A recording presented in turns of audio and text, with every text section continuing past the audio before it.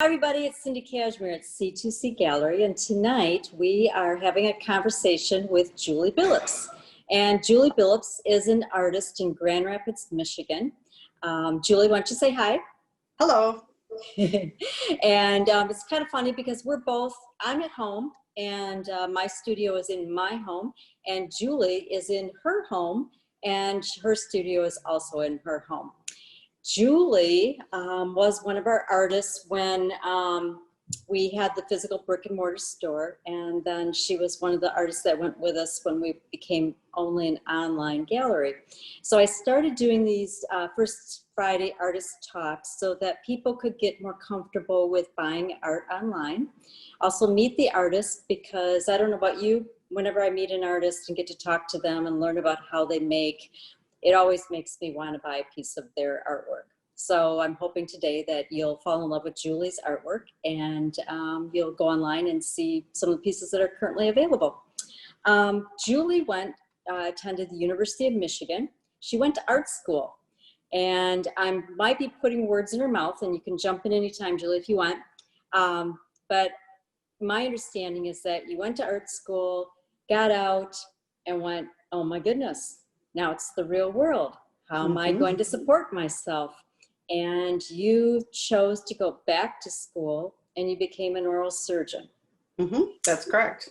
Okay, so then you had a lot of years of schooling. You had to do a lot of hours of working and learning that craft, if you want to call it a craft, and I think it is.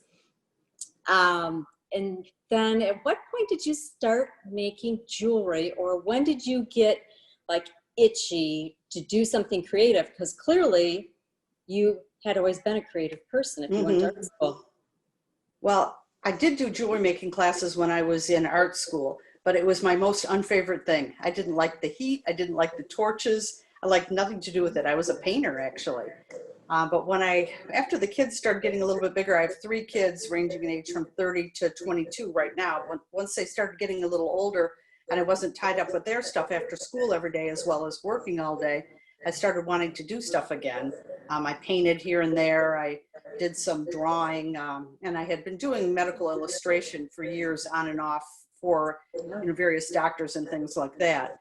But somehow I tried jewelry again, and I don't know what made me think of trying it, and this time I liked it. This time it stuck. See, and of course, for me, I sit there and think about you being in people's mouths, so it's tight and it's small in there. So I think you shrunk down to jewelry. Yeah. But so, all right. So you kind of answered a question that I was going to ask you, which is like when you are thinking about making a new piece or a new design, do you start with sketching since you were a girl? Nope, my stuff is all in my head. Usually it comes in the night when I'm sleeping and I wake up and think of something, then can't get back to sleep, but I don't really ever sketch it or draw it out. I keep them in my head. So when you do that, I find a lot of times I'll wake up in the middle of the night and I'll go, I'm going to remember that. Do you ever wake up and go, shoot, I know I thought of something. Yeah. And then I wish I would have drawn it, but when I get something in my head, I just want to make it right away. I don't want to find something to draw it with or get all that stuff out. I want to get right down to the studio and make it. And usually I have an idea, but it kind of goes from there. It's not a set thing, how it's going to look finished at all. It's just a kind of a vague idea. And then I start playing with the materials and moving them around and trying stones with them until I get something that's, what I was thinking of and what I like. So what classes did you take to learn? Because we haven't really shown or talked about your process yet, but it's really fairly specific and I think kind of unique. That you're working in steel and enamel and a version of clay and real gemstones and sterling silver and gold. And so how did you find your way? I bought a book, and in the back I saw a picture of a piece of jewelry that I really liked, and it was made by someone named Hadar Jacobson out of Berkeley, California. So I looked her up and bought one of her books then, and she is a metal clay artist who developed all of the base metal clays. She invented them, she markets them, and I contacted Hadar and bought some of her clay and then went out and took a training class from her, and after that I was hooked. She's a Okay. really inspiring lady, and I spent a whole week with her in her studio with a number of other women who've now become some of my best friends, and it was just really, really inspiring. Yeah, I've made some really good friends too in the clay world by taking a class. Have you Hmm. traveled with any of these people? Yes, I have. Yep, I've been to Tucson with them to the gem show. We go every February for a week to the wholesale gem and mineral show where I buy pretty much all of my stones. And I meet up with some of the people I've met at Hadar's and at various other classes. They've become really good friends now. Cool. I love that. That's one of the best things about being a maker. You make It friends really all is. over the world. It really is. Yep. So let's see here. You're going about that. And then do you continue to take classes? Do you continue to try to learn, or are you just experimenting? Occasionally, but there really isn't anybody in what I do that can teach me. I have a lot of people that ask me to teach them, but it's just a long process. And right now with working still, I don't have the time to do that. Possibly when I retire in a year, I will do some teaching, but right now it's too many steps and too much of a learning curve for me to be able to take that kind of time. Right. Do you think I've I didn't really have a real thought about this early on with opening the gallery, but I am convinced now more than ever. Do you think everyone is creative and everyone can find something that they can at least make them feel like they're successful, or get them out of their little box and just put them in a different world? Oh, I definitely do. That it's funny because my office staff asked me that kind of thing, and I've gotten various of them going on knitting or going on cross stitch or something that inspires them.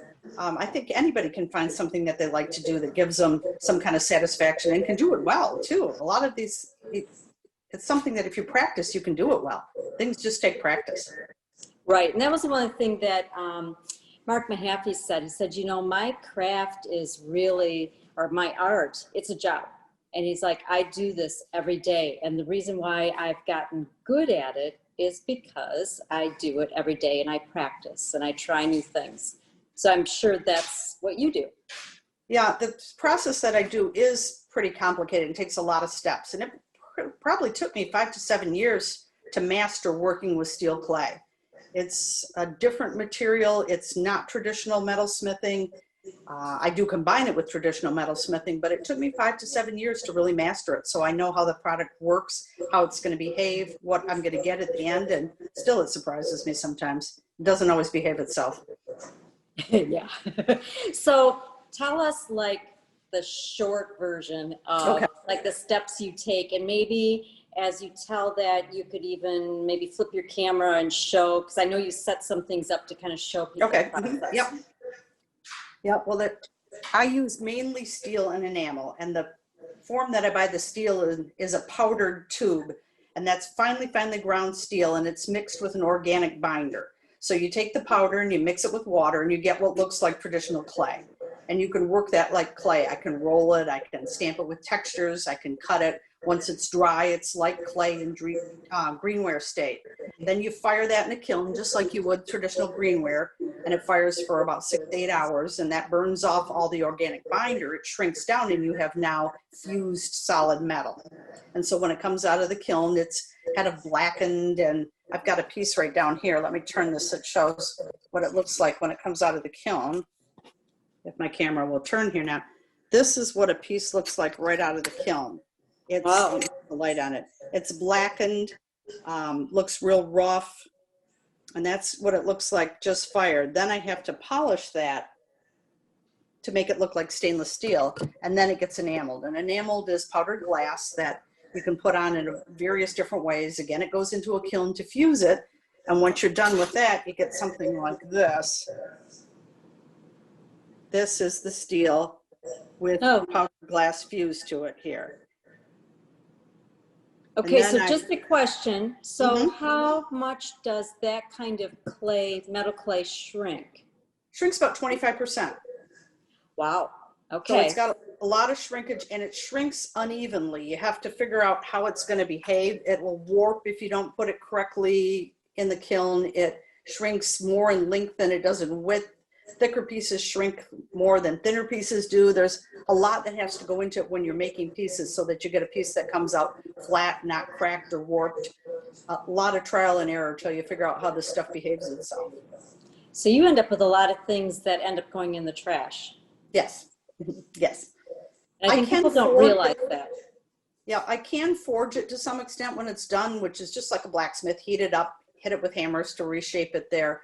I also cut pieces up a lot. In fact, that piece I just showed is a recycled piece. It didn't come out the way I wanted after I enameled it, so I pounded the enamel back off with a sledgehammer and then went ahead and redid it. And those, I do a lot of recycled pieces like that because I don't want to throw steel away. Right. And so when everything gets recycled. When you recycle, and I know it's probably a stupid question, but there's no stupid questions. Do you end up most of the time being happy with the piece, or are you still kind of just like, I'll sell it, but I'm not really thrilled with it? I don't sell it unless I'm really thrilled with it. When I recycle them, a lot of times I cut them with grinders or metal cutting machines, and I'll cut it into new shapes and enamel it, and then I'll set it like a stone in a piece. I don't really throw much steel away. But I can rework it a lot of different ways. I can rework it in greenware stage by taking it and grinding it up in a coffee grinder and making it back into powdered form. Oh, okay. So your enamel, is that really like the enamel that was on, say, like I have an antique high chair that has an enamel tray. Is that really the same process? Yeah, same process. Yeah. Those metal trays are enameled. They spray it on. They make it into a liquid, powdered glass in a liquid, and spray it on. Mine are, I usually paint them on or I sift them on. I use a lot of, I make mine into liquids with distilled water, and I paint a lot of them on, just like I'm doing a watercolor. Okay, and so then when you're making your colors for enamel, are you mixing your own colors? Oh, yeah. Yep. So they're very unique. They're one of a kind. They're all heavily, heavily mixed. And it's funny because people will say, I love that green. Can I have that in a piece? And I have no idea how I made it. It's probably 6 or 7 different enamels mixed together. The heat depends on how the color comes out. The time in the kiln depends. I can never, ever repeat something. I do small runs of whatever color, and once it's gone, it's gone. And that's a good thing for us to be able to tell our customers, and is that, if you see a piece you like, you better buy it now because you'll never see it replicated again. I've tried to redo things and they just don't come out at all the same. Yeah, that's true. They don't. Let's see here. I was trying to think what else we were going to talk about. About making an image in your head. So do you do anything, and I know this probably isn't really relevant, but you're a very, very busy person. So in a lot of ways, you're always doing a lot of different things. How do you set yourself up to be ready to actually think about being in your studio instead of thinking about taking care of the house, your work, things like that? Right now I'm working 3 days a week. So I have Tuesdays and Fridays off, and I set Tuesdays as purely a studio day. I start in the morning by I keep lots of little files of inspirational pictures of things I like. Almost all of them are either rusty stuff or abstract paintings. And then I'll look at those first thing in the morning with my coffee. Then I go down in the studio and pretty much uninterrupted all day, I'll stay down there and work. I do that almost every Tuesday and try to do half a day Fridays if I can too. On the weekends when people are around, it is too distracting. There's other things going around with the house. I may do assembling on those days, pricing, listing online, things like that, but I can't really get into a creative flow unless I have a whole, or at least a half a day of uninterrupted time in my studio, to get things going. It takes a while for your mind to get into that mindset and to start creating stuff. Yeah, I'm always asked at home, it's like, well, you've got 2 hours. Why don't you just go down to the studio and use those 2 hours? I'm like, you don't get it. Nope. Yeah, it doesn't work. Let's talk about selling your artwork. Has that been do you find it fun to be at the weekend shows, or is that a challenge? And some people are just really gifted at it. And truthfully, I haven't seen you in your booth enough to know how you feel about it. I really like art fairs. As much as the customers, I really like meeting the other artists. I mean, it's just, I miss it so badly with the pandemic, but I really like art fairs. It lets a lot of people see my work. If I didn't do art fairs, I never would have gotten in the galleries I'm in all over, the stores. you know, almost everybody that buys a lot of stuff from me met me at an art fair. It's really a good way to get noticed. Right, that's true. And it's funny because I knew you were making jewelry, and your husband and I went to high school together, but I never made the effort to like really check out your work. And then a girlfriend in Grand Haven had been in your booth when it was at a Grand Haven show, and she wore the earrings that night. And I was like, where did you get those? And she started telling me about you. And I'm like, oh my gosh, okay, Tom Billups' wife, I've got to go and see, you know, it's like, it's so funny. And then I think you and we kind of talked for more than, I think it was a couple years. Then we finally kind of pulled it together. But it's been hard for me to get enough to have for galleries with still working full time. Definitely. You know, be able to have enough for my art fairs. And when I was doing Ann Arbor, this year it hasn't been an issue, but when I was doing Ann Arbor, you know, you would have to have 4 days worth, and I was extremely busy at that art fair. So now with things slowing down work-wise a little bit and a retirement date of next August, things will be changing a lot. Are you going to go even more part-time, or are you going to totally retire? I'm going to totally retire. August 31st next year is my retirement date. Oh, congratulations. Good for you. I can't wait. We have a new customer, and he made a comment that I've been meaning to tell you, and this just jumped in my head. So this is the way artist talks go for me. Is he lives out in the Northwest, and he was like, do you realize that a lot of these pieces could be worn by guys? And you know, he's like, stop marketing these pieces for women. And I just thought that was interesting. So I've been meaning to pass that on to you and just say that, you know, your bracelets and some of your pieces definitely could be worn by guys. You know, I made bracelets for my husband, sons, and my daughter's boyfriend last Christmas, and I've never made stuff, quote unquote, for men. They get asked about those every time they wear them. And so I really need to expand in that a little bit more. A lot of my stuff is industrial enough to be masculine too. It definitely is. Yeah. And you know, it's funny, I've got one of your pieces on right now. And yeah. I mean, this is a girl's bracelet, but if you look at just the pure metal work, it definitely is, I think, great for a guy. You know, and you know, I love this piece, but yeah. So, we've been fairly successful at selling online. We just sold another piece the other day, and you know, we continue to get new clients, and they really love your artwork. What are some ways that you find some inspiration for a design? Like, do you go to a museum? Do you walk out in the woods? Do you know, like, what do you do? Couple different things. Like I was saying, I like industrial decay. So I like to look at peeling paint and rusting machinery, junkyards.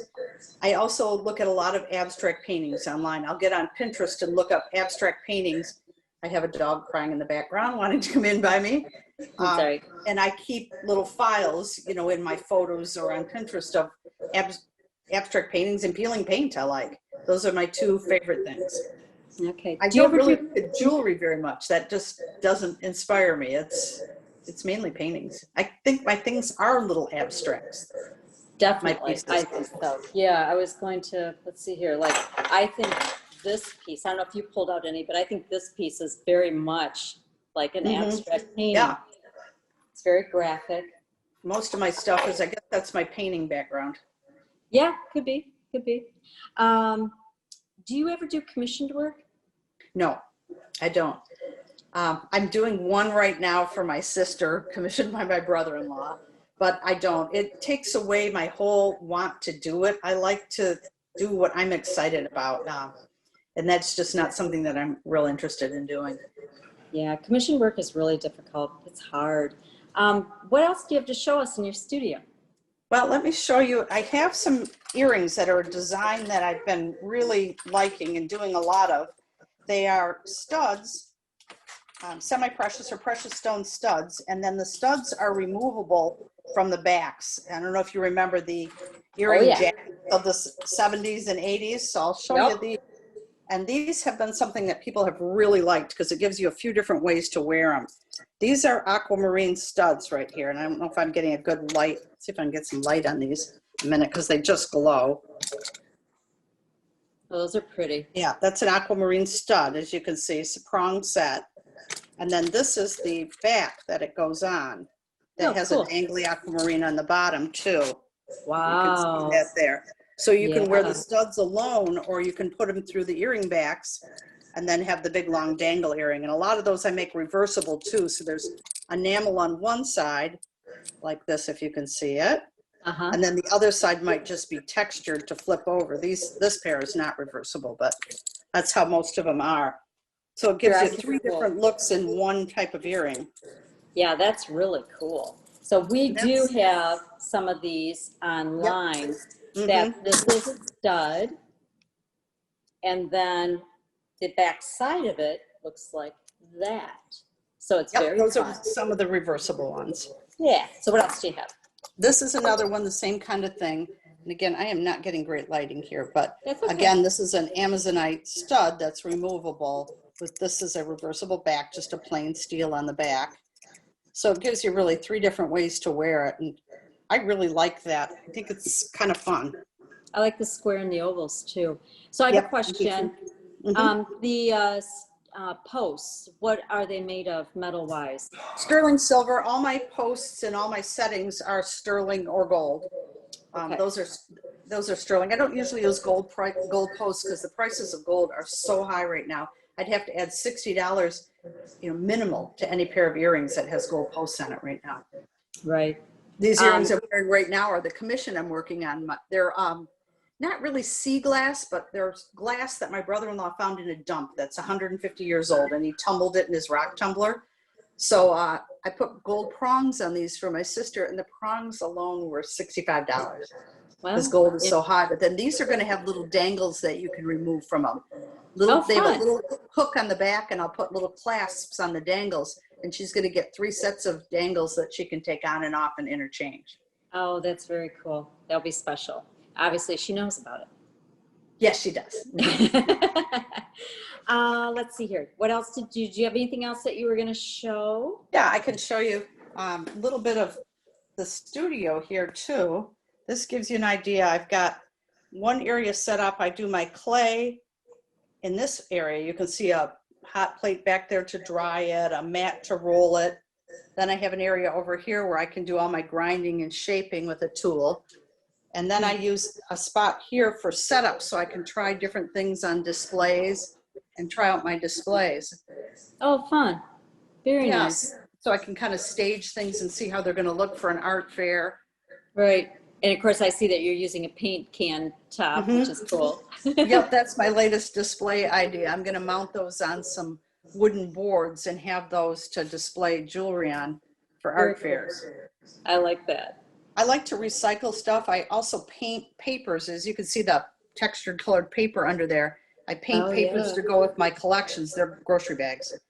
Oh, and put them underneath. Yeah, so I like to recycle stuff. Nice. So how big is your kiln? Well, I have 4 kilns, and jewelry kilns, I'm not going to go in the hot room. It's so messy. You don't in any way, shape, or form want to see what's in there. But I have 4 jewelry kilns, and they're about 1.5 by 1.5 feet. Okay. All right. And they're fire brick. They go up to about 2,700 degrees. So they're similar to pottery kilns, only they have to be small. Otherwise, you get hot and cold spots that don't work well for what I'm doing. So wait a second, 2,700 degrees. I go to 2,400 in my gas kiln. And so how high do you actually go? Even though they can go with the steel, I fire it at 2,000, but the maximum on these kilns is 2,700. Wow. Okay.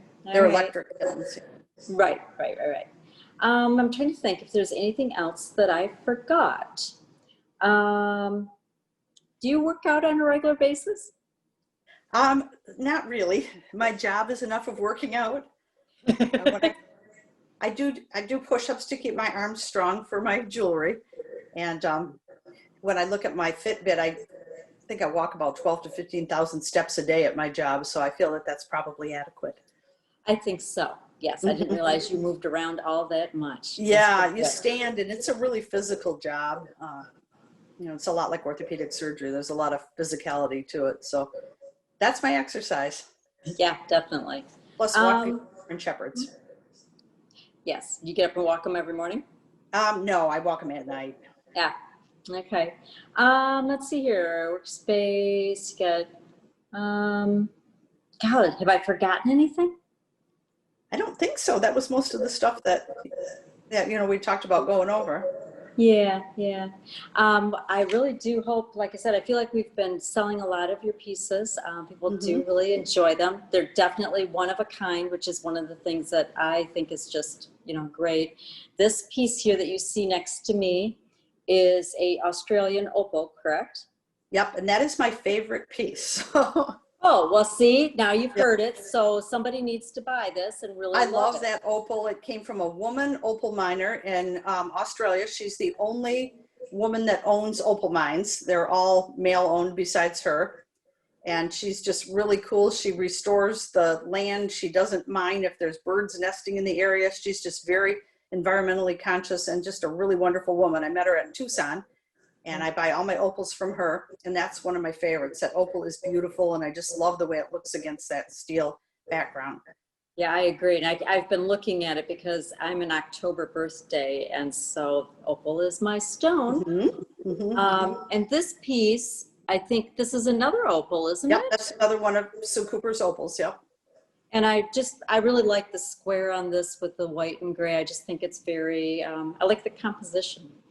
And And that gray is graphite. You can take graphite, like the stuff that you can lock, stuff for stuck locks. It's powdered, finely powdered graphite.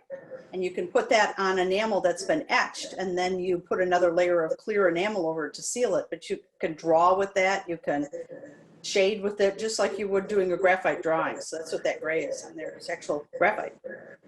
okay, so here's the thing. I took a 3-week glazing course, and it was really intense. And it was interesting because the instructor, he was like, you know what? He goes, they're always saying you have to wear masks, you have to do this, you have to do that. The reality is don't stick your head in the bucket and breathe in, and make sure there's enough ventilation in your room when you're using these dry chemicals. Get out, do a variety of things so you're not doing it for 10, 12 hours a day. What do you do with regard to some of the things that you use?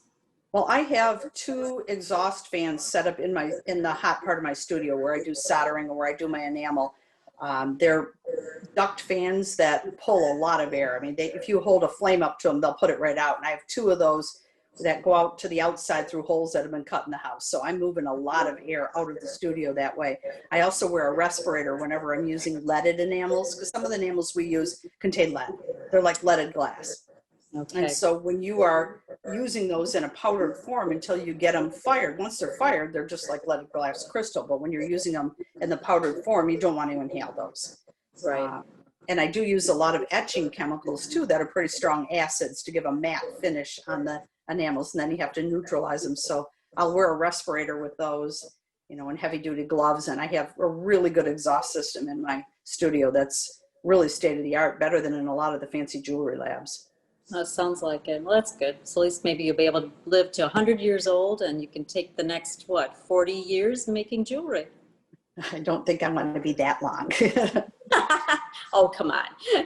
But yeah, well, I really appreciate your time. I know you worked today, and so this was a bit of a gift to get you at the end of your day.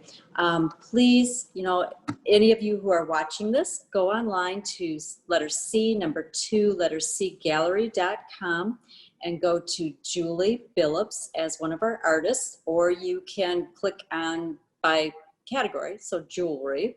And you can read more about Julie, and you can see the current pieces. And as I said before, remember, these are all one of a kind. If you find something you like, you will never see it again. So think about it once, think about it twice, and maybe buy it the 3rd time, because you won't get it again.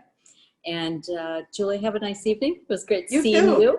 Yep, nice to see you too. Maybe someday we'll be able to meet in real life again. I know it. Have a good Labor Day weekend. Yeah, you too. All right. Thank you. Bye-bye. Bye-bye.